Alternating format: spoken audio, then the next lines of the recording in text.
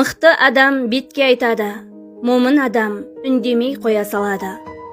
Ең жаманы, іші тар, көре алмайтын адамдар арқадан пышақ ұрады.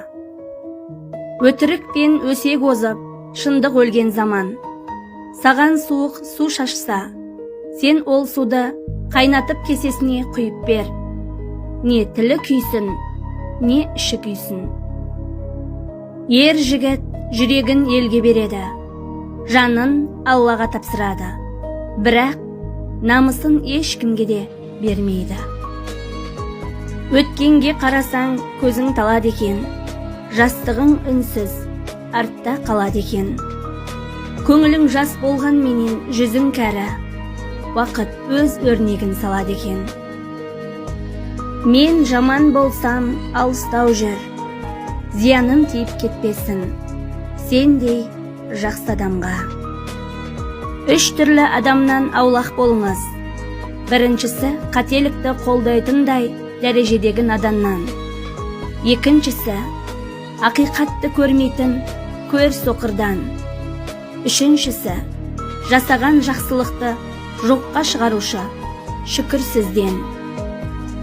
Ең қиын сәттерде жалғыз қалып шыдадым. Сондықтан менің өмірімде кімнің кетіп, кімнің қалғаны маңызды емес. Жағымпаздық бұл заманда басты өнер.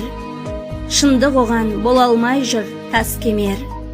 Қазіргі бақ қайсар рухты ерде емес, арын сатқан жағымпазды ескерер. Адамға дүниеде байлық та керек емес, адамға адам керек. Қиын күнде тастап кетпей, қолдап тұрған, ызғарын емес, мейірімін төгіп тұрған адамға адам керек. Адамдар сен туралы былапыт сөйлеп жүрсе, Аллаға шүкір ет. Не себепті шүкір етесің? Өйткені Алла сені олармен емес, оларды сенімен шұғылдандырып қойғаны үшін. Әйел сынады, әйел жылайды, әйел құлайды, бірақ қайта тұрады. Өйткені балдарына анасындай қамқор ешкім болмайды. Ананы балдарымен сынамасын. Өзіңді кемсітуге, қорлауға жол берме. Сенің дәрежеңді түсіретін, кішірейтіп жіберетін байланысты өз.